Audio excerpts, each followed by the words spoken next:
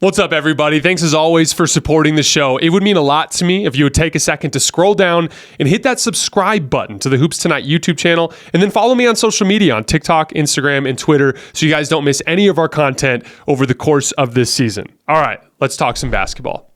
I want to just do a quick little round the table on each of the top 3 picks in last year's draft. So we'll start with you, Carson.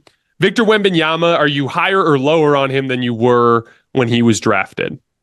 Tough to believe, but I think that I'm a little bit higher, and he was universally acknowledged the best prospect that we've seen in the last 2 decades. I think that he is the best rookie that we have seen this century, like since the guys coming straight out of high school into one and done era where we weren't getting finished products. We weren't getting 22-year-old grown men like Tim Duncan anymore. I think that he's the best that we've seen, and on a per minute and per possession basis, what he's been doing offensively since moving to center is ridiculous. He's scoring 27.5 points per 75 possessions, which is a pretty good estimate of like what a star player should be playing in a normal game. He's just only been giving you 27 minutes a night.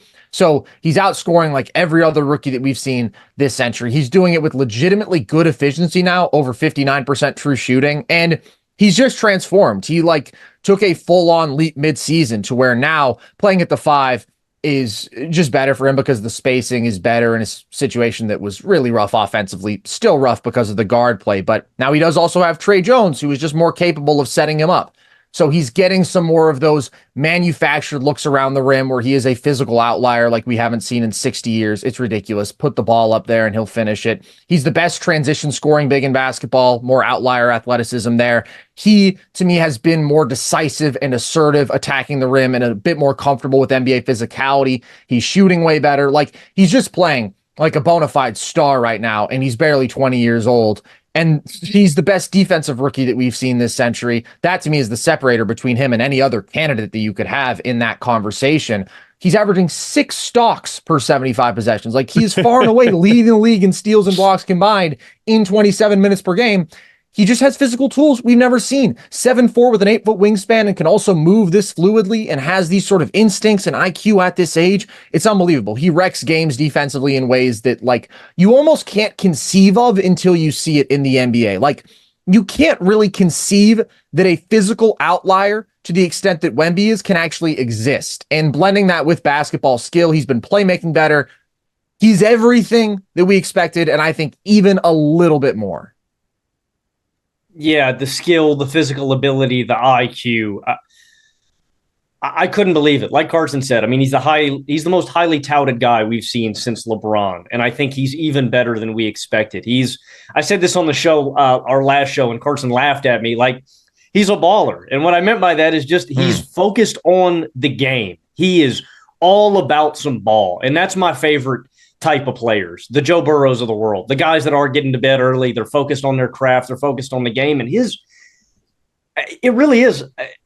You can talk about the skill and you can talk about the physical imposition and the traits. His IQ is off the freaking charts, man. The way he sees the floor is insane. And I think if we opened up the conversation to other guys, like I do think Carson did a great video, a great breakdown on Victor and why he's the best rookie this century on our YouTube channel.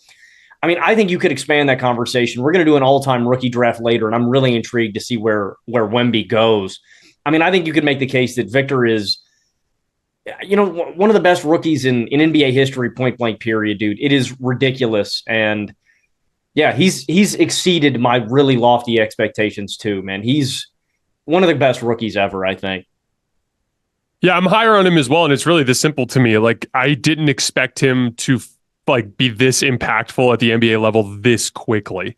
Wemby, I think the ceiling is more or less exactly where it was when we talked about him all summer long. We knew he had this type of potential. I just didn't think it would happen this quickly. I mean, like you had mentioned, Carson, he literally underwent a leap in the middle of the season. Yeah. And, you had one of the things that stands out to me, because I'm trying to get some more time with the Dallas Mavericks in the film sessions, because I'm going to try to hit them early next week. And I was watching the Mavericks Spurs game from the other day. And like his first shift was fucking outrageous, for lack of a better term. Like, there's one guy that I can remember having this type of athletic impact as a rookie, and it's LeBron. And even at a lower level, but similar in the sense that, like, because Giannis had this too in like 2018, 2019, but he didn't have it early in his career. But where, like, when you watch an NBA game that has 2018 Giannis in it, or rookie LeBron, or rookie Victor Wembanyama, it looks different than other NBA games because there's an athlete on the floor that doesn't even resemble any of the other athletes that are in the league. And you actually see established NBA players be like flustered by some of the things that they run into. You know, with Giannis and LeBron, it was like the transition, like, holy shit, he caught it with three dudes in front of him and somehow just with a live dribble just raced past all of them and dunked it.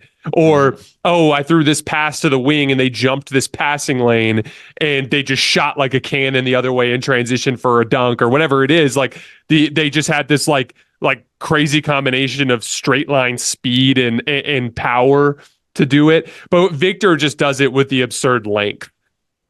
And that's what it is for him, is like every time I'm watching a game with Victor Wembanyama, it just, you can tell there's like an initial phase of every single one of these games, because a lot of these Spurs games have looked like that Mavs game has, where like in the first shift, the other team is just completely shell-shocked because they don't know how to handle what Victor does. And then finally they kind of settle down and they were like, oh yeah, we're way better than this team. And then they kind of figure it out and they go along the way.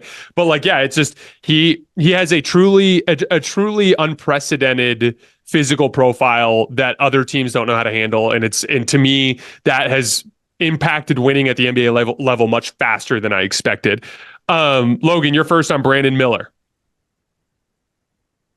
I was really high on Brandon Miller coming into the draft. I wanted the Hornets to take him second overall. I'm higher. I think we all did, right? Yeah, I believe so. Yeah.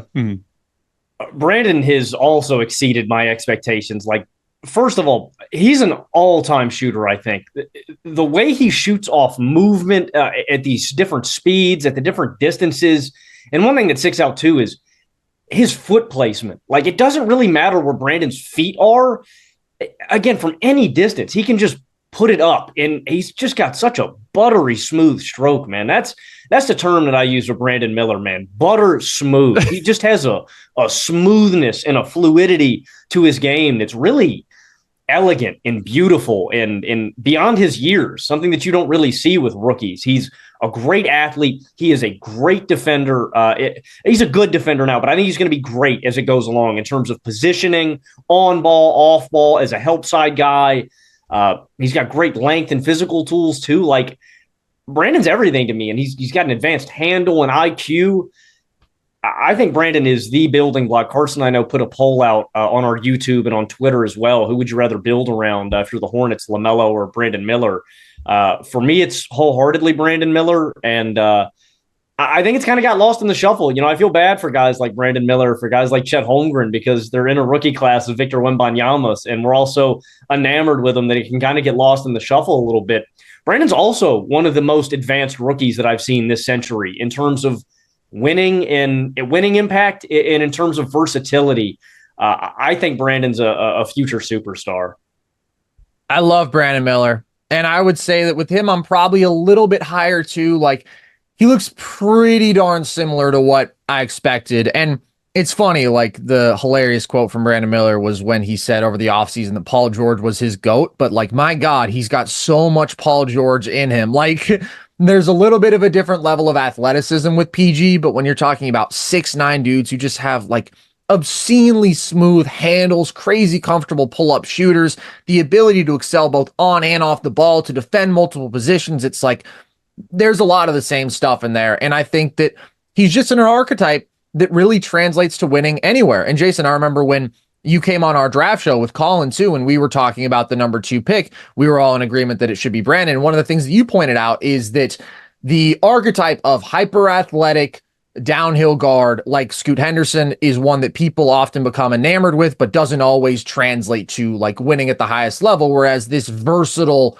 wing, like a Brandon Miller, two-way shot creator, off-ball shot maker with some playmaking chops, like that guy is always going to have a spot as a star. And I thought that was very true. I also think that Miller was just a slightly better prospect and a better fit alongside LaMelo, but he's delivering. His last 10 games, he's averaging 23.8 points per game on 48, 42, 89 splits. And I agree that his pure shot making is unbelievable, but the other things that stand out to me, he really does have a rare handle for a guy at this size, at this age. And his feel and pace out of pick and roll is pretty exceptional. Like, he will trap people on his back. He's got the hostage dribble down. He can get to the floater range, but he can also play make out of those situations. And it's just very atypical, especially from a guy who does have that sort of scoring skill. Wing playmaking development generally is something that takes several years, and guys come into the league much more score first, and then they realize, okay, to be the best offensive player, I need to weaponize my defensive attention to create for others. And I think that Brandon's already on a very good trajectory there, and defensively, he's in Charlotte, so you can only be so good. Like, I wouldn't say he's been a good defender. He's a rookie in Charlotte, but I think you see that he cares more than the other guys. I think you see that he has all the tools. He's super mobile. He guarded oftentimes the opposing team's lead guard at Alabama, but then he was also this impactful rebounder and secondary rim protector. The guy's just a stud. I think he's going to be an all-NBA kind of guy. I don't know that he'll be like superstar, top 5 player, just because, again, like, a PG does have that athletic advantage over him. Brandon doesn't have a great first step, and he's slight. So getting to the rim for him was an issue in college, and it remains an issue in the league. I think he's outside the top 150 in the league in terms of restricted area makes per game. That's the one thing, but he is like a dream number 2 on a contending team to me for years. Yeah, I don't think him or Scoot really have like top 5 player in the league potential, which is, that would be the one thing that could have made that more complicated in terms of the two archetypes in whether or not you take one at 2 or at 3. I've noticed the same thing in terms of like the first step and just his overall physical strength and like ability to get to his spots. I think you see that in ISO in particular when he tries to beat people straight up. But like, it's extreme. I'll have to dig into it, but like, I can't remember a player walking into the league and being this good of a pull-up shooter as a rookie. Like, I can't even think of a guy off the top of my head that's in the same conversation. He's already one of the best pull-up jump shooters in the league. There are 66 players that have attempted at least 150. He's 19th on that list in efficiency and over a point per possession at 1.03. Like, it's just, there aren't that many guys in the league, regardless of age, that are like efficient pull-up jump shooters. And he's doing it as a rookie. It's extremely rare. Carson, you mentioned the pick and roll kind of like feel. And Logan, you mentioned the footwork. The handle and footwork stuff has been what's most impressive to me. In my opinion, one of the most important parts of really dynamic scoring in the NBA is the ability to get to a pull-up jumper out of many, many different kinds of footwork and dribble combinations. And that's the thing, is like, none of these look alike. He can do it. He can square up in midair. He can do it off a step back. He can do it off a side step. He's got that, like, one of the ones that he has that's really nasty is he's got that like really aggressive dribble in one direction and then just rise up. And then while the defender's doing the defensive slide, he's already getting up into his shot. There's some really, really high level stuff there. There was a play at the end of the Pacers game, crunch time possession, where he ran a ball screen and the Pacers switched it, and he ended up with Miles Turner in a straight ISO at the top of the key, and he like dusted him with a dribble move to a pull-up jumper at the elbow, where Miles Turner just wasn't even in the frame anymore when he rose up. And I was like, that was disgusting. And like, again, that's, it's funny, he's been better as like a mid-range shooter than anything else in these pull-up situations, which a lot of times people look at as a downside, but like, in my opinion, those are often the best shots that you can get in rock fights. And so having a guy that feels comfortable rising and firing at a different combinations and footwork at 15 feet is just super, super valuable. He's also been one of their best plus minus guys. They're 5 points better per 100 possessions when he's on versus when he's off. All right, Carson, really, really quickly before we get out of here, Scoot Henderson, higher or lower than you were after the draft?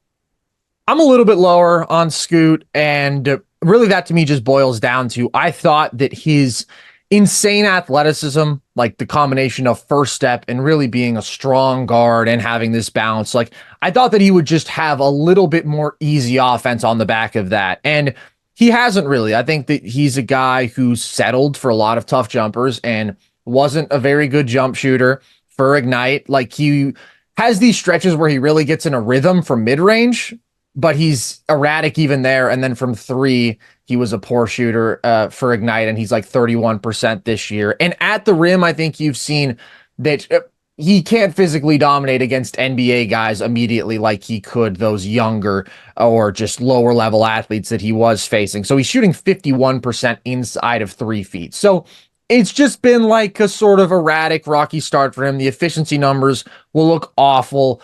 I think that to some extent, like, we have moved the goalpost too far for guards, where we've had some guards in recent years who are like really immediately ready to produce, at least with good volume and like respectable efficiency, like what Trey and Luka did in the same class, what Ja did. That's not normal. Normally, rookie guards are super inefficient. They're super turnover prone. Like, and maybe they make some improvements mid-season. And I do think that Scoot has taken some strides as of late. So I still see a really athletic guard who I think plays with some good pace out of pick and roll himself, who has playmaking chops, who I think, if he wants to be, can be a plus defender. But he's certainly further behind on the trajectory compared to a guy like Brandon, who it's like, yep, he's delivered everything and even a little bit more than I expected. Scoot, it's like, I still see all the tools, but in terms of production, he obviously hasn't delivered this year. I'm pretty aligned with Carson here. I had slightly higher expectations out of the draft. I have been a little disappointed, but I think Scoot has legitimately gotten better during the season. And I think it's important to contextualize. I know that Brandon's not in a winning situation either. This year for Portland kind of is, hey, Scoot, go out there and show us what you can do, man. You know what I mean? This is really a year for him to just get reps and to get better. That being said, I think his jump shot was a question mark heading into the draft. It doesn't look busted. It doesn't look ugly. I like the shots that he generates. I think that Scoot can tend to get off balance a little bit with his pull-up jumpers, and I think he needs to work on that. But, like mechanically, it doesn't look busted. It doesn't look ugly. And I did think, like you said, Carson, I did think he was going to be able to physically impose himself a little more with his athletic traits. But the thing that I really like is his change of pace and his ability to hunt space. When he gets a screen, like, Scoot is really good at finding the open area and just navigating and getting into the lane, right? And so for that, to me, that's really encouraging. It's going to take time. More of these tough shots are going to fall. He's going to produce better looks. He's going to develop better feel for the game. And that's ultimately it for me. I really like the way that Scoot navigates the half court as a ball handler. He's really good at hunting space. And while he hasn't been crazy dominant athletically, when he catches defenders flat-footed, damn, Scoot can just blow by somebody and get into the lane. So I'm a little lower on Scoot, but I really do think that he's going to be I think Scoot's going to be a really good player one day. I just think it may take a little bit longer for him to get there. I'm a lot higher on him than I was a couple months ago. I'll tell you that much. I was really, really disappointed at the start of the season. The one big, kind of silver lining early on was it was clear, kind of similar to what we talked about with Anthony Edwards, that he can get to his spots. Like, in terms of his athleticism, it is difficult for guys to really bump him off his line and get him away from where he wants to get on the floor. But the shooting was just so bad early in the year. But there have been some really encouraging trends there. Like, he's made 25 pull-up threes this year at 35%. That's not bad. That's over a point per possession. He's an 82% free throw shooter. That typically, kind of bodes well in terms of a player's, touch.